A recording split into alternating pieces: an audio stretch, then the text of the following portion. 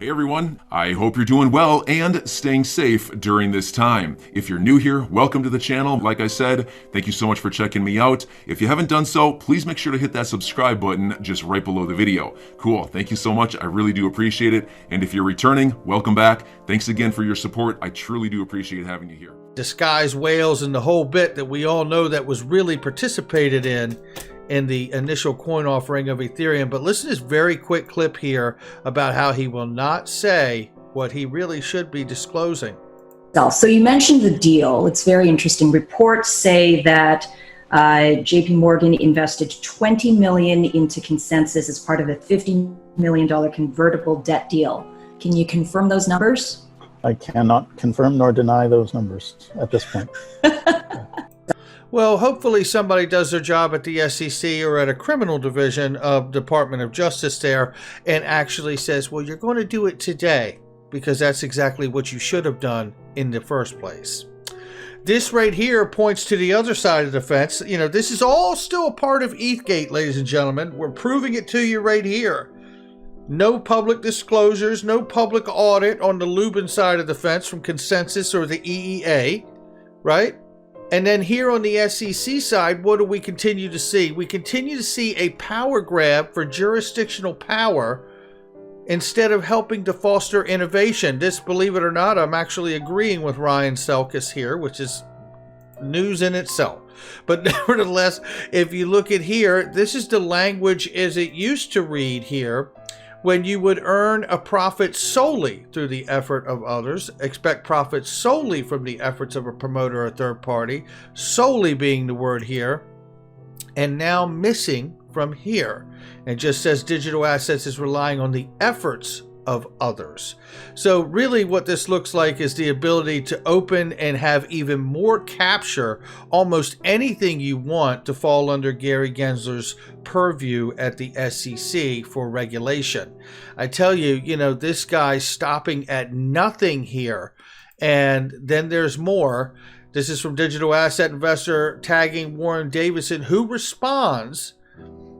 He says, you're plugged into the crypto space. Can you explain to me why the SEC is going after Coinbase for its lending product and completely leaving Ethereum 2.0 alone?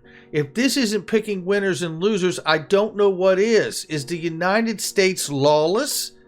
What an incredible, credible tweet there from DAI as he points out the fact in this original tweet. Warren Davidson says, I also cannot explain why Congress has failed to even hold a hearing on my bipartisan Token Taxonomy Act.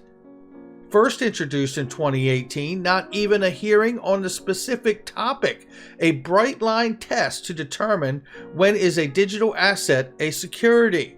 And I offer this because if they have that bright line test, then the SEC can't continue to pick winners and losers, being the bully of the regulatory schoolyard. But here is evidence right here, as I told you in the front of this video, that you're going to see Gary Gensler knows exactly what XRP is and what its use is. And shout out to Working Money Channel, the gentleman who sent it to me, and I forget his name, escapes me. No, it's not this clip. There's another clip coming. But shout out to Working Money Channel anyway, and the people that sent that, and Stephen Hubert. But this clip here is why I say this is why we should focus more on the Reeves test. As Gary Gensler has to per se, when something is a note, they know exactly what XRP is. It's a currency. The Reeves test requires starting with the presumption that it's a security first. This SEC lawsuit is the Reeves test, as far as I'm concerned. Take a listen to Gary Gensler explain exactly how XRP works and that he understands it at his tenure at MIT and taught it to students that it was in fact a bridge currency. Crypto Bitcoin to Philippine peso. That is called a bridge crypto or bridge currency. That's in fact what Ripple is trying to do with XRP.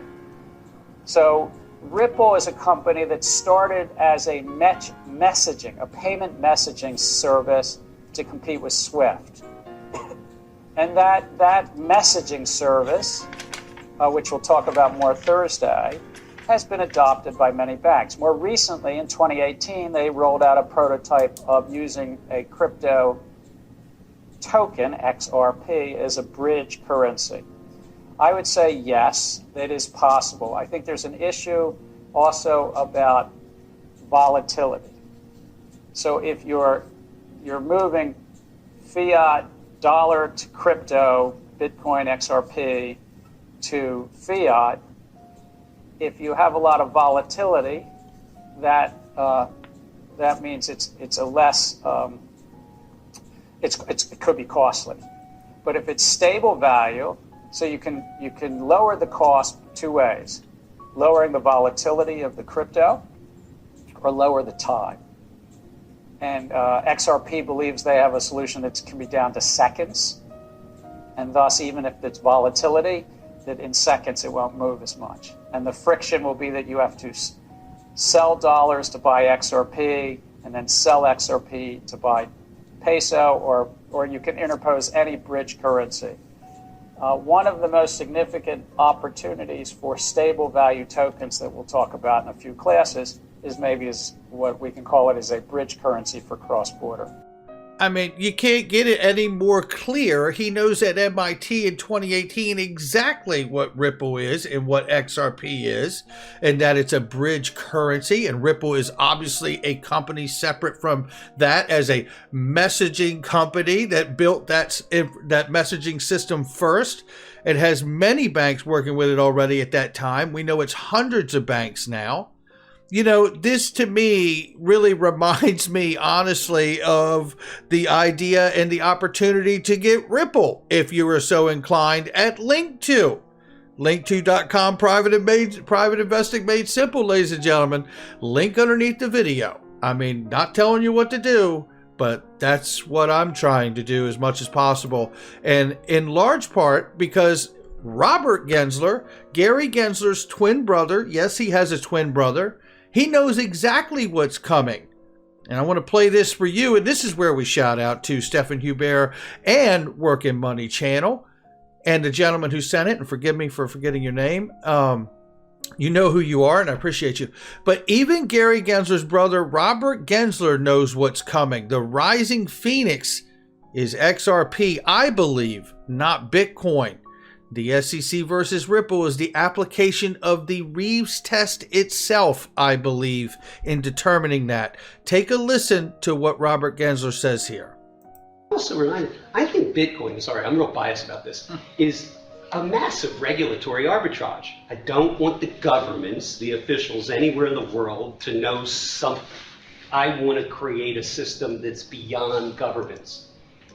Now, just really quickly, we know Ripple decided to build within the system. A revolution comes from within, not without. Found anything, maybe in the history of humankind, there is something where officially the official sector doesn't come back with a vengeance and get its fair share.